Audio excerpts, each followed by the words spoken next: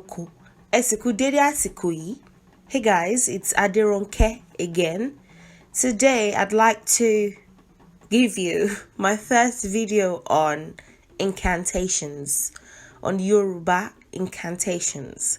So I made a video earlier titled Ofo, an introduction to incantations. If you want to know what incantations are and what they're used for, and basically anything basic, I encourage you to watch that video. However, incantations are statements that are not inherently positive or negative, but can be applied negatively or positively. They are known or accepted facts, fairly accepted, that can be applied in whatever direction one is taking in their wish making or wishing, whether it is a positive wishing that is often categorized as praying or blessing, or a negative one like cursing. So all the details are in that video.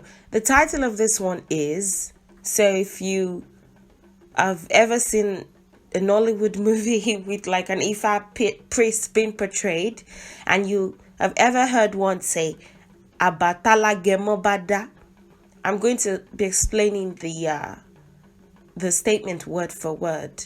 This is a part of the statement. Tálágẹmọ bada is just a part of the statement. The full statement is, Tálágẹmọ bada ni Orisa òkè ń gbà. Tálágẹmọ bada ni Orisa òkè ń gbà. Tálágẹmọ bada ni Orisa òkè ń gbà. Tálágẹmọ bada ni Òòṣà òkè ń gbà. Tálágẹmọ bada ni Òrìṣà òkè ń gbà. Tálágẹmọ bada lòòṣà òkè ń gbà. Okay, so I'm going to give you the word for word transliteration first, and then tell you the context in which it would be applied. Aba is a proposal or attempt or suggestion. Aba. There's a closer word that has different tone marks. I'm going to be making a video on what makes you like some of the things that make you a proper Yoruba person, and being able to put tone marks correctly on words is one, because if I put the wrong tone mark, then you will read it as Abba, which means something else, which is like how do I explain that? Like a village, like a communal area. That's Abba. But Abba, domi, Abba, means proposal or attempt or step or suggestion. Talagemo is the next word. Talagemo is not an original word. It's a combination of two words, ti and alagemo. Ti and alagemo. Ti is that. Ti is that. It can be used in other contexts, but ti most often means that. Alagemo is chameleon. Alagemo is chameleon. And the chameleon has other names. Alagemo is often referred to as Agemo. Agemo. If you've ever gone to the Agemo festival in Ogun State, Ijebu area, then you would know this. Agemo. Then Oga. It's another word that it bears. Oga. Oga. Oga. Alagemo. Agemo. Oga. These three names are the names that the chameleon is often referred to as. In the Oduifa, the chameleon is highly respected. This being, this beautiful being, has so many teachings to give, and that is why it's like one of the animals that are often depicted in Ifa related artworks, and the animal is just basically reverenced, you know. When I made a video on an Talagemo related proverb, Tálágẹmọ ti bímọ ẹ̀nà or Tálágẹmọ ti bímọ ẹ̀tàn. Àìmọ̀jó sí ọwọ́ ẹ̀. I'll probably link it somewhere on this video. I was saying that the Tálágẹmọ has several lessons to teach. Several lessons, from caution to adaptability to grace. There's just this grace to patience to, I mean, it's not difficult to see why this animal is reverenced and respected. According to the Oduifa, the Tálágẹmọ is a prince, is a child of God, and a prince. So the animal is practically royal, and there are several parts of the Yoruba land where the chameleon is not eaten. I mean, why would you even want to eat a chameleon in the first place? But they just ensure that they never, like even back then when they were on survival mode, I don't think anyone should be eating anything like this in current times, except they absolutely have to, but I don't really think they have to. But, you know, there are peculiar cases, you know. I don't want to sound so entitled to what people do with their lives, but the way that the frogs would have been eaten, or the toads or something, the chameleon was just never eaten like that around many parts, because I mean this animal was reverenced. So let's go back to the word for word transliterations. Ti Tálágẹmọ, that the chameleon, right? Then the next word is ba. Ba in Yoruba could mean if. It could also mean may, if or may. Da is make or do or create. Make or do or create. Da. I was saying that many Yoruba words, was it in my previous video on incantations? Yes. I was saying that many Yoruba words, the way they were created, the verbs came first, and anyone who engages in that verb got, you know, his or her name. So Eleda, for example, is the name that we call God, the creator. If you have the word create, then it's easy to form the word creator, right? So da, make or do. Ni means is. Could also be is what, depending on the context. You make it, again, we're transliterating to English, so you have to make some words, you know, I guess fit into a context. For many Yoruba words, you can't even get what is exactly like the transliteration, you know, by speaking English, because English, the English language doesn't have the word. Orisa, okay. Orisa is often shortened as Osha. It's the same word. It's the exact same word, but shrunk. The Yoruba people like to shrink words sometimes. More often, they like to combine words. Talagemo, for example, is a combination of two words. So you see that often. Yoruba people will combine two words, combine three words, most often combine two words. They may combine 3 or 4 words, and in fewer cases they would shrink words. In many cases, actually, not just fewer cases, egungun, for example, would often be referred to as egun, orisha, osha, alagemo, agemo, you know. So these are examples. Okay is the top. The top. Okay is like it can be a mountain, but can be top, pinnacle, you know. So Orisha Oke is the I deity, and that is God Almighty. That is God Almighty. Some people try to say that that the Yoruba people, when they say Orisha Oke, they can't possibly be referring to God Almighty, and that the Orisha Oke is a separate deity of the mountains and the hills. No, there's nothing like that. Orisha Oke is actually God. I think what the problem is that those kind of people are trying to I guess anything that has Orisha in it, they're trying to like put it like down, and say, oh, these are just like smaller gods, and if you're going to reference God at all, you can't put the word Orisha in it, but in its original sense, Orisha, okay, is in fact God. If there's going to be a god for a particular mountain, a deity for a particular mountain or particular hill, it would be, they would have your own name, your actual name, but Orisha, okay, is God, the one who oversees the deities that sort of work on the earth's surface, that help humans, it's the one that receives their supplications and answers them. They also have power to answer them, but for everything there's a structure. So there's a high deity, and that is God.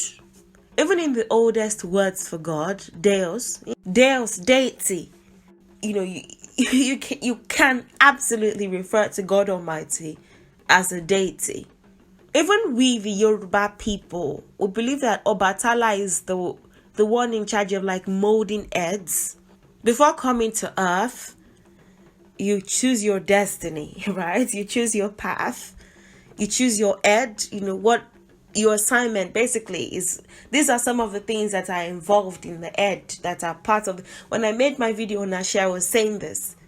The Ori is a greater phenomenon than the seventh chakra, but I was trying to explain the phenomenon with the seventh chakra, which is the crown chakra. We believe that Obatala is the one in charge of like molding the heads. So it's not like the creation aspect is left to the Yoruba people. This is the Yoruba philosophy now. I'm not saying it's general. It's the general. At the end of the day, there's no general truth. It all depends on your own perspective. Like, we would never know. But the accepted truth is that, there are different deities that are involved in the... So it's more of a teamwork setting than it is an authoritarian setting where there's just this high man on the throne, but practically just commanding. That's not, to the Yoruba people, that's not real. That's a human thing. That's not really how it works. That's again, I was saying in my video on Ofo that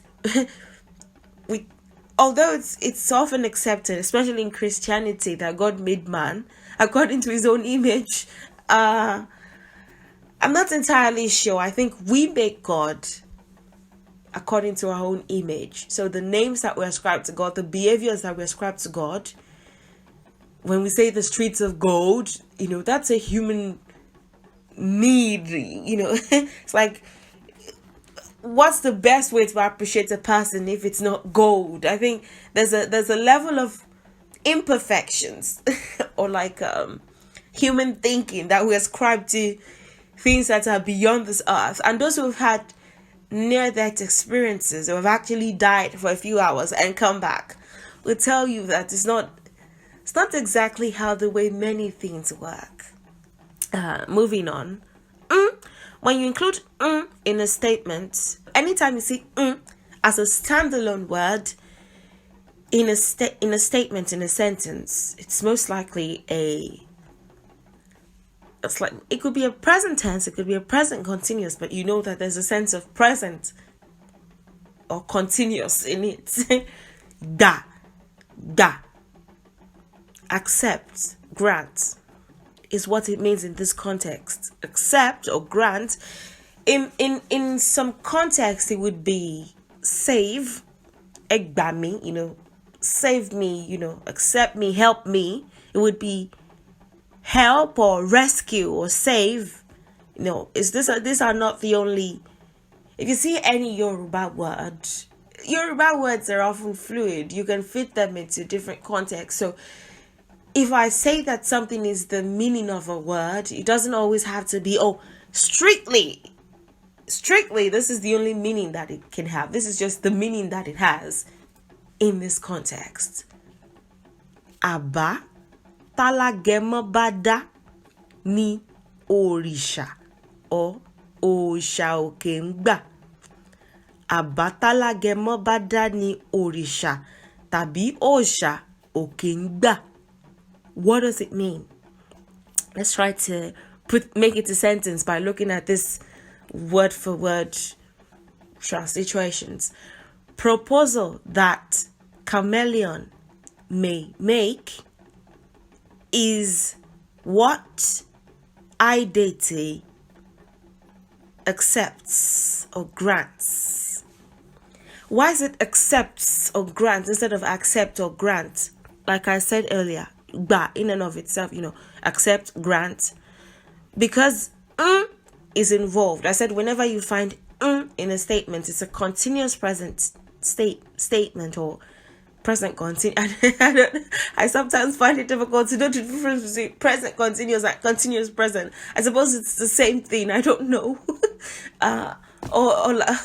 Or just the present tense. But it accept quickly becomes accepts because of the involved. So let's take another slide and put these words together. Proposal or attempt that chameleon may make is what Òòṣà accepts or grants.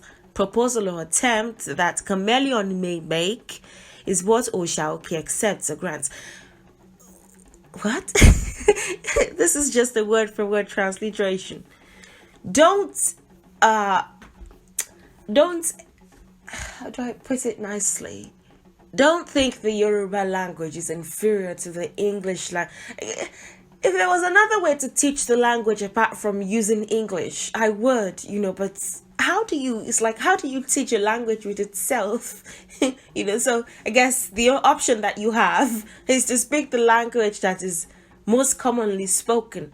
But in the process of translating or transcribing, please don't belittle the depth of you. It's like when you take a Yoruba word and you translate it to English, especially, you sort of water it down. So don't let the Yoruba language be belittled in your eyes because of what it looks like when you transliterate it. It's the English language's fault. It's not the Yoruba language's fault.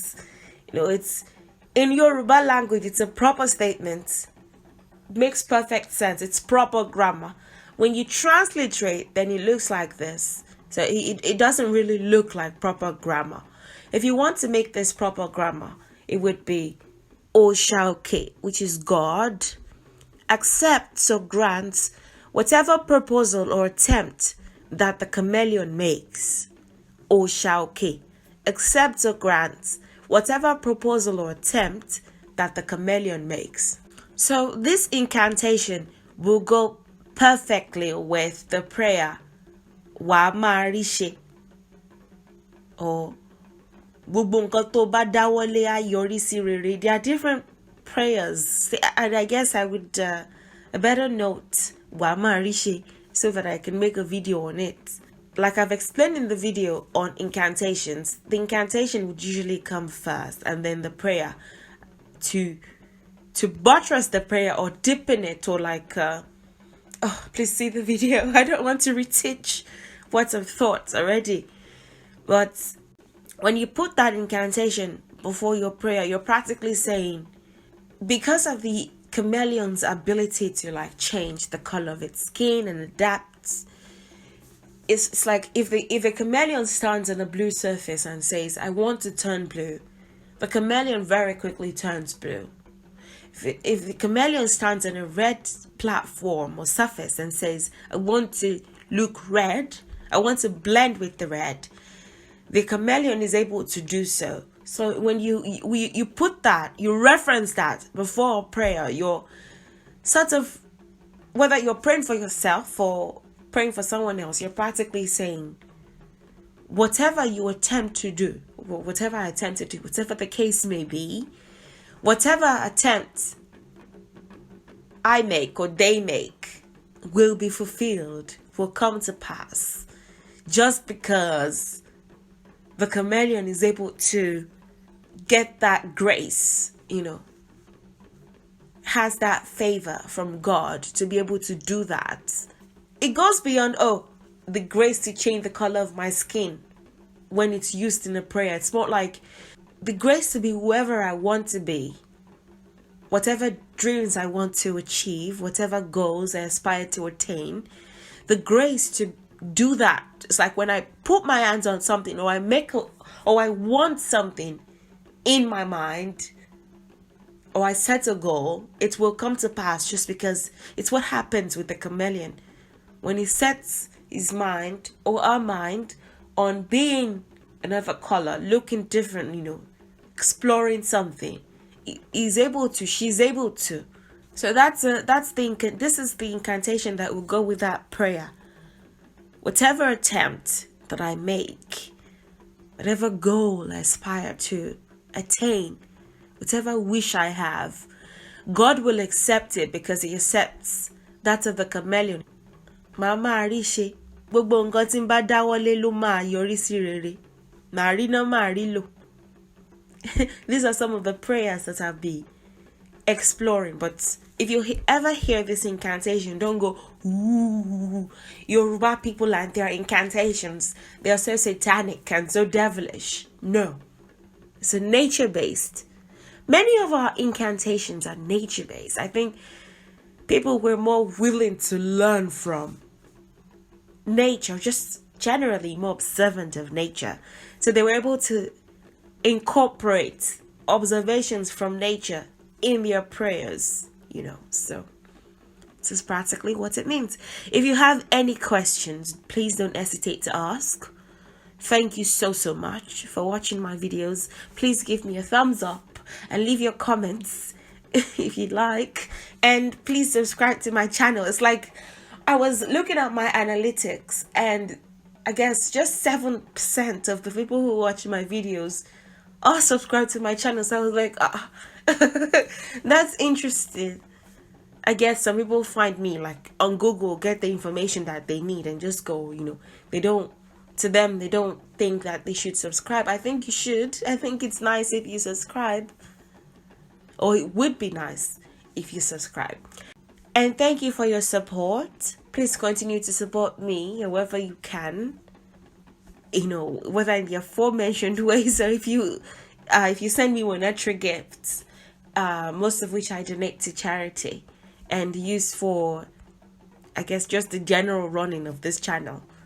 The platform that I use, because this is not my handwriting, this is an application that I use to make my slides, and I'm a monthly subscriber. So when I say the general, working of this channel, I mean that just paying for my subscription, my monthly subscription.